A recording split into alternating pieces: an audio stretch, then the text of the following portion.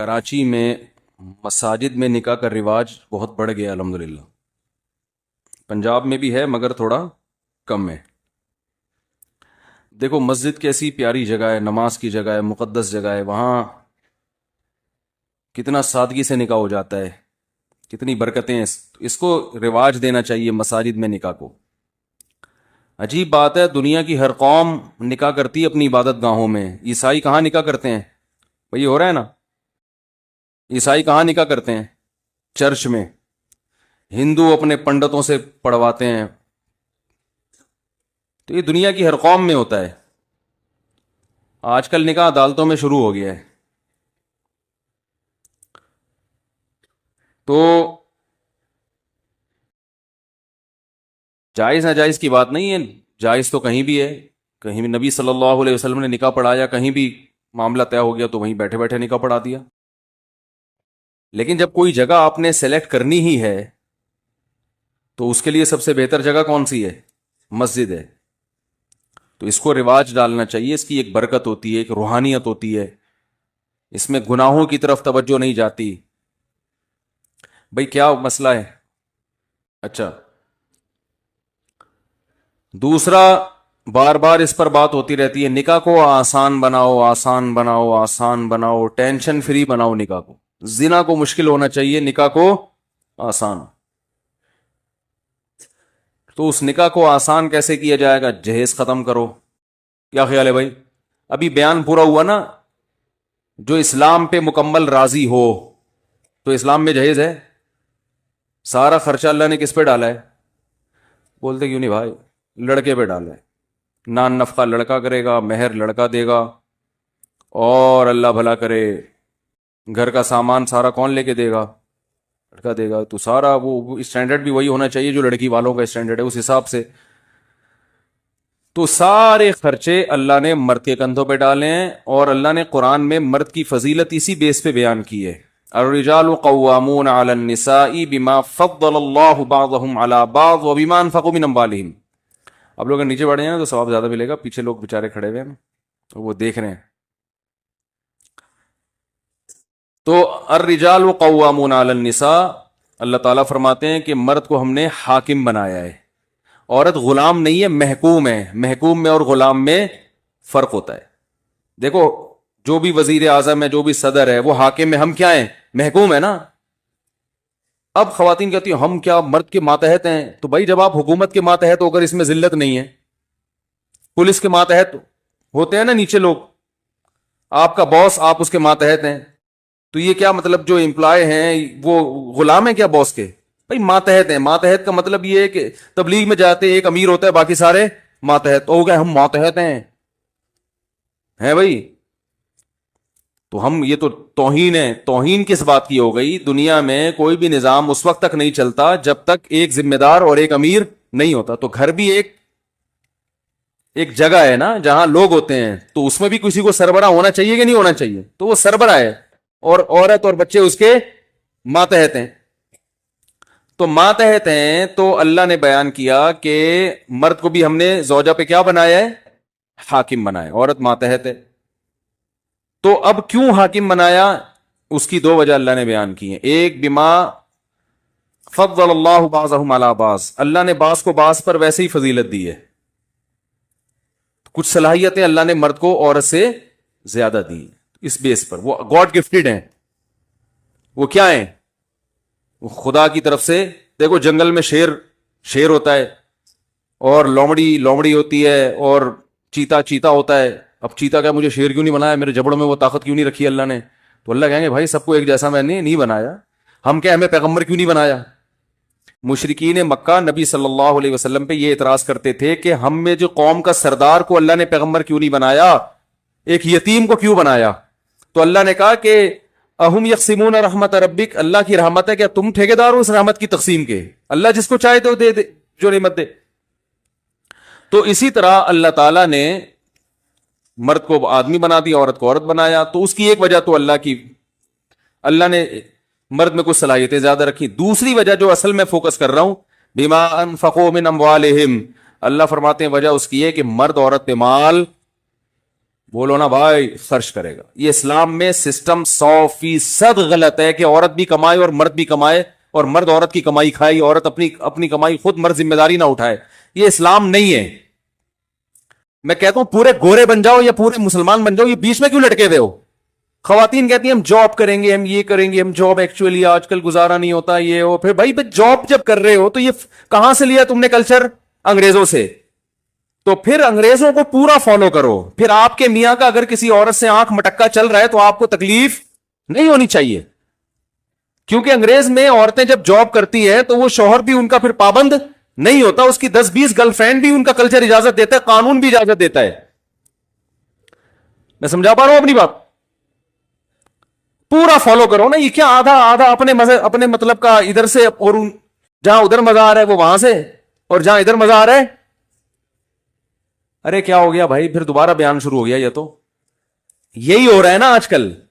بھائی اسلام نے اگر مرد پر ذمہ داریاں زیادہ رکھی ہیں کہ ساری زندگی تم نے کھلانا ہے اور ادھر ادھر آنکھ مٹکا کرنے کی بھی تمہیں اجازت نہیں ہے, تو پھر اللہ تعالیٰ نے اس کو کچھ حقوق بھی دے دیے نا, کہ اب یہ تمہارے ماں, یہ گھر سے نکلنے سے پہلے تم سے پوچھے گی تمہاری اجازت کے بغیر گھر کی 4 دیواری سے باہر نہیں نکل, تمہاری اجازت کے بغیر کسی کو گھر میں نہیں آنے دے سکتی, تمہاری پرمیشن کے بغیر فون پہ نہیں بات کر سکتی. یہ نہیں کہ اب 24 گھنٹے آپ سے پرمیشن لیتی رہے, لیٹر لکھ کے دے. مطلب یہ کہ اگر تم یہ سمجھتے ہو کہ فلاں جگہ اس کا بات کرنے سے مجھے تکلیف ہوتی ہے تو تم اس پہ روک سکتے ہو, کیونکہ ہر چیز کو غلط لے کے جاتے ہیں نا. ہر دفعہ فون کرنے سے پہلے پوچھے گی میں امی سے بات کر لوں, ابا سے بات کر لوں, یہ نہیں مطلب ہے. مطلب یہ ہے کہ اگر آپ کو کسی سے بات کرنا اچھا نہیں لگ رہا بیگم کا, تو آپ اس پہ پابندی لگا سکتے ہیں, اس بیس پہ اس کا نان نفقہ بند کر سکتے ہیں آپ. یہ بیسک رائٹس ہیں جو اللہ نے آدمی کو دیے ہیں. تو اس طرح کی چیزیں اللہ اب آدھے ادھر سے لے رہے ہیں, آدھے بولو بھائی ادھر سے لے رہے ہیں, تو پھر کہیں بھی ایڈجسٹمنٹ نہیں ہو پا رہی ہے. تو پیڑے کھانے کا شوق ہے بس ہمیں نا, پیڑے کھانے کا شوق ہے کہ اسلام کے حقوق پورے لیں, ذمہ داریاں جو اسلام نے لگائی ہیں وہ ادا نہ کریں ہم. تو اب اللہ تعالیٰ نے بھائی مرد کو جو فضیلت دی ہے, گھر کا سربراہ بنائے, اس کی بڑی وجہ قرآن بیان کر رہا ہے کہ مال کون خرچ کرے گا. بولو بھائی ڈبل بیڈ کون لے کے دے گا, الماری کس کی ہوگی, بیگم کے کپڑے جس الماری میں رکھے جائیں گے وہ الماری کس کے پیسوں سے خریدی گئی. بولیں شاباش, سبق ہے, غیرت دلا رہا ہوں, غیرت. بولیں تکیہ کی پیسے کون دے گا, وہ ڈنر سیٹ جس میں پلیٹیں بیگم کھائے, پلیٹوں میں کھائے, پلیٹیں تو نہیں کھائے گی خیر, پلیٹوں میں جو چیزیں کھائے گی وہ پلیٹیں کس کے پیسوں سے ہوں گی, مرد کے پیسوں سے ہوگی. جو زیور اس کے گلے میں ڈلے گا وہ کہاں سے آئے گا بھائی؟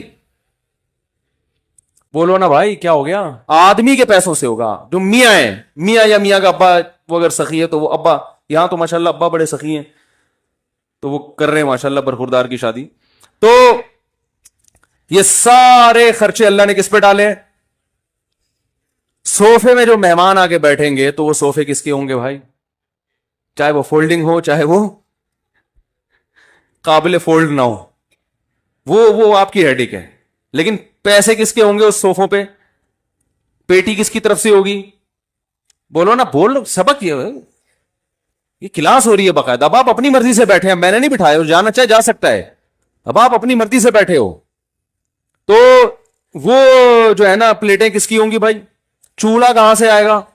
مرد کے پیسوں سے. تو اتنا اچھا مہر کس کون دے گا؟ مرد. مہر 25,000 5,000 2,500 ریٹ چل رہے ہیں مارکیٹ میں, اور جہیز ایڈوانس میں 8-10 لاکھ کا پہلے سے پہنچ چکا ہوتا ہے. مہر میں معافی کا آپشن بھی ہے, جہیز میں معافی کا آپشن بھی, وہ ایڈوانس میں لیا جاتا ہے, وہ معافی کا آپشن ہی ختم ہو گیا. تو بھائی ہندو بن جاؤ, پنڈت سے نکاح پڑھواؤ یار جا کے. پتہ نہیں مجھ سے کیوں پڑھوا رہے ہو آپ لوگ, یہ پنڈتوں سے پڑھواؤ نکاح, کیوں مولویوں کو ٹائم ضائع کرتے ہو؟ تو اور دوسرا مسئلہ کیا ہے کہ کیا ایک بات بڑی خاندانی ذہن میں آئی تھی, نکل ہی گئی یار, کسی نے بددعا دی ہوگی ابھی وہ کہ یار ہمارے راز فاش کر رہا ہے یہ مولوی صاحب, بہت غلط کر رہا ہے. ہاں, نکاح کے موقع پہ کھانا پینا بھی ہوتا ہے, تو وہ کس کے ذمہ ہے؟ بارات کا تو لفظی اسلام میں نہیں ہے. ڈکشنری میں, عربی ڈکشنری میں بارات کا لفظ کیونکہ ایک چیز ہی نہیں ہے تو وہ ڈکشنری میں آئی نہیں عربوں کے. کوئی تھا ہی نہیں نا. یہ عربی تو بڑی فصیح زبان ہے, ہر چیز کا لفظ ہوتا ہے, ہر چیز کے لیے الفاظ موجود ہیں, ایک ایک چیز کے 10 الفاظ ہیں. لیکن بارات کا لفظ عربی میں ہے ہی نہیں, نہ بارات کا کھانے کا لفظ ہے. ولیمہ ہے, ولیمہ یہ کون کرتا ہے بھائی؟ تو نہ بارات کا کھانا ہے اسلام میں, نہ جہیز ہے. وہ لڑکی والے آئے بھائی, وہ نکاح پڑھ کے چلے جائیں, اگلے دن لڑکا پہنچ جائے یا رات ہی کو لڑکا رخصتی کرے, اس کے بعد کھانا کھلا دے اپنے رشتہ داروں کو بھی اور دلہن کے رشتہ داروں کو بھی, بیٹا بیٹھو شاباش. تو یہ ساری چیزیں میں دیکھو یک طرفہ نہیں ہوتا. یہ معاملہ کہتے ہیں نا تالی دونوں ہاتھوں سے بجتی ہے. بعض دفعہ لڑکی والے جہیز نہیں دے رہے ہوتے, لڑکا اور اس کے ابا اس کو مجبور کر دیتے ہیں. بعض دفعہ یہ نہیں دے رہے ہوتے, وہ زبردستی دے دیتے ہیں کہ ہم لوگوں کو کیا منہ دکھائیں گے, قوم کو کیا منہ دکھائیں گے, بیٹی کو کیا دیا. تو یہ منہ دکھانے کے چکر میں پھر اتنی کمپٹیشن شروع ہو گیا ہے کہ ہم نے قوم کو کیا دکھانا ہے. یہ چند چیتھڑے دے کے بیٹی کو بھیج دیا ہے, محبت ہی نہیں ہے بیٹی سے. کیا دیا تم نے؟ ابھی تمہیں سارے بیانات سمجھ میں آئے تھے مولانا صاحب کے؟ ویسے نماز تو کبھی پڑھتے ہوئے دیکھا نہیں ہے, جہیز میں اسلام نظر آیا. یہ تانے ملتے ہیں نا. تو نتیجہ یہی نکلتا ہے کہ تھوڑا تھوڑا کرتے کرتے کرتے کرتے اب ظاہر ہے تھوڑا اس لیے دینا ہے کہ لوگوں کا منہ بند ہو, تو لوگوں کا منہ تھوڑے پہ بند نہیں ہوتا. کچھ مثال تو نامناسب سی ہے, چھوڑیں بھی, اتنی بھی نامناسب مثالیں دینا مناسب نہیں ہے. تو بہرحال آدھا لفظ تو نکل چکا تھا لیکن ریورس کیا میں نے. تو تھوڑے سے لوگوں کا منہ بند نہیں ہوتا, تھوڑے سے نہیں بند ہوتا. وہ پھر کمپٹیشن دیکھو نا, مجھے انڈیا میں ایک صاحب نے ویڈیو بھیجی, جہیز کا نا پورا تمبو لگا کے جہیز کی نمائش ہو رہی ہے. انڈیا کے مسلمان بہت اچھے ہیں الحمدللہ, بہت سو سے, لیکن کچھ چیزیں ہندوؤں سے انہوں نے لی ہیں اور کچھ چیزیں ہم نے بھی ہندوؤں سے لی ہیں. تو جو ہندوؤں کو فالو کرتے ہیں وہ جیسے ہم کرتے ہیں تو وہاں بھی بہت سے لوگ فالو کرتے ہیں. تو انہوں نے مجھے ویڈیو بھیجی کہ وہ باقاعدہ نمائش ہو رہی ہے, پبلک کو لائن لگا کے لوگ دیکھ رہے ہیں کہ سیٹھ صاحب نے اپنی بیٹی کو کیا کیا دیا ہے. کیا جہالت ہے, کتنی جہالت ہے. یہ کوئی فخر کرنے کی چیز ہے؟ آپ نے اپنی بیٹی کو, کوئی آدمی مولوی صاحب کو گفٹ لا کے دیتا ہے, ویڈیو بنا رہا ہے اور اس کو نیٹ پہ اپلوڈ کر رہا ہے, میں نے مولوی صاحب کو اتنے پیسے دیے تھے. مولوی صاحب کو غصہ آئے گا نا, او بھائی تو اگر دے بھی دیے تھے تو دنیا میں کیوں ڈنڈورا پیٹ رہا ہے بھائی؟ تو بیٹی کو یہ دے رہے ہو تو بیٹی کو بھی غصہ آنا, ابا میں آپ کی بیٹی, آپ نے مجھے دیا تو پبلک کو کیوں بتا رہے ہیں؟ داماد کو بھی غصہ آنا چاہیے کہ بھائی اگر آپس میں ہمارا آپس کا معاملہ ہے, دے دیا تو پبلک کو کیوں بتا. لیکن کسی کو بھی غصہ نہیں آتا, کیونکہ سب کو پتا ہے کہ جہیز دنیا کو دکھانے کے لیے دیا جا رہا ہے. تو جب دکھانے کے لیے تو دکھانا تو پڑے گا نا میرے بھائی. ہمارے حضرت فرمایا کرتے تھے کہ اگر بیٹی کو کے بارے میں ڈر ہو کہ سسرال میں جا کے پتہ نہیں کیا ہو جائے گا, کوئی تحفظ ہونا کہ کچھ مسائل نہ کھڑے ہو جائیں, تو چیک دے دیا کرو. 25 لاکھ کا چیک دے دیا, چپکے سے پکڑا دیا, بیٹا یہ تمہارا چیک ہے, اگر کوئی اللہ نہ کرے سسرال میں ہوا, کچھ مسئلہ ہوا تو یہ بینک میں تمہارے اتنے پیسے پڑے ہوئے, یہ اتنا گولڈ چپکے سے داماد کو پتہ بھی نہ چلے. صحیح ہے نا؟ کیونکہ پتہ چلے گا تو بہت اچھے داماد بھی ہوتے ہیں, جو یہاں جو داماد بیٹھے ہیں ان کے علاوہ کی بات کر رہا ہوں, وہ پھر بیگم کے سونے پہ نظر, کیا خیال ہے, تو بہت سارے مسائل کھڑے ہو جاتے ہیں. تو ایسے فرمایا اگر بہت ہی محبت ہے تو یہ دے دو, لیکن یہ کوئی نہیں دے گا. صوفے دیں گے کیونکہ وہ نظر آ رہا ہے, سونے کے سکے جو چپکے سے دیے جاتے ہیں, پرس میں ڈال دیے جاتے ہیں, وہ نظر نہیں آتے. یہ بیڈ نظر آ رہا ہے, یہ صوفے نظر آ رہے ہیں, الماری نظر آ رہی ہے, پورا قارون کا خزانہ. تو بھائی میں کہتا ہوں اللہ کا واسطہ مل جل کے اس رسم کو ختم کرو. پھر بھی میں کہتا ہوں اگر لڑکے والوں نے پورا زور لگا دیا, لڑکے والے نہیں مانتے, زبردستی دے رہے ہیں, تو پھر آپ زبردستی روک نہیں سکتے. کیونکہ ایک آدمی اپنی بیٹی کو گفٹ دے رہا ہے نا, تو آپ کو شرن اختیار نہیں ہے اسے روکنے کا. تو اس لیے پھڈے بازی نہ کریں, اس میں مضبوط لہجے میں بتا دیں کہ ہمیں یہ اچھا نہیں لگ رہا.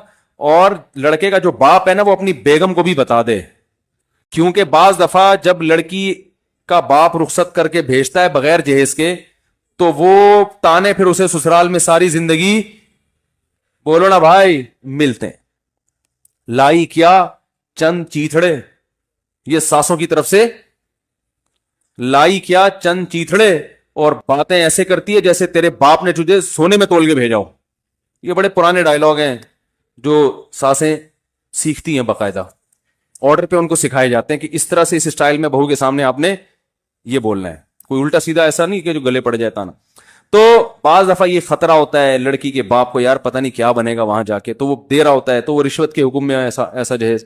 بعض دفعہ واقعی محبت سے ہی دے رہے ہوتے ہیں، لیکن وہ محبت سے دے تو رہے ہو، لیکن آپ دیکھو کہ یہ اسلام میں ایک چیز کو پسند نہیں کیا گیا، تو ایسی چیز کو پروموٹ کرنا، محبت کا کچھ اور طریقہ ایجاد کر لو. ٹھیک ہے نا؟ وہ طریقہ یہی ہے کہ سونے کے سکے پرس میں ڈال کے دے دیا، یا بیگم بچی کو بتا دیا دیکھو یہ تمہارا سونا ہے، گولڈ ہے، یہ میں نے تمہارے لیے بنایا ہے، جس دن تمہاری شادی ہونی تھی میں نے سوچا تھا اس دن ہینڈ اوور کروں گا، لیکن ابھی تو فی الحال چلی جاؤ، یہ لاکر میں پڑے ہوئے تمہارا، جب تمہیں ضرورت ہو تو یہاں سے لے لینا. ایسا یہ محبت کا طریقہ مارکیٹ میں ہے ہی نہیں. ٹھیک ہے نا؟ ہے ہی نہیں، چل ہی نہیں رہا. پھر باقی بعد میں آپ جو چاہیں دیں بیٹی کو. میں یہ نہیں کہہ رہا کہ بچی کو کبھی زندگی میں کوئی گفٹ ہی نہیں دینا. گھر بس گیا، موقع ختم ہو گیا، پھر آپ کی بچی آپ کا داماد، پھر تو داماد کو آپ لینڈ کروزر خرید کے دیں. آپ اللہ کرے میرے سسرال والے بھی سن رہے ہوں.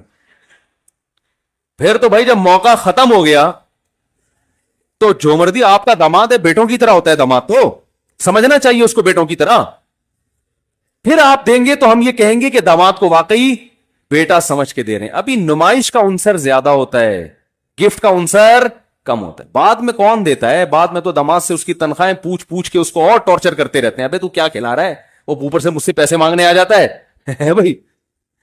تو بعد میں آپ کا داماد ہے، آپ کی بیٹی ہے، بھائی پال لو پورے. اگر نیک داماد ہے تو پورا پالنے پر بھی گورنمنٹ کی طرف سے کوئی پابندی نہیں ہے.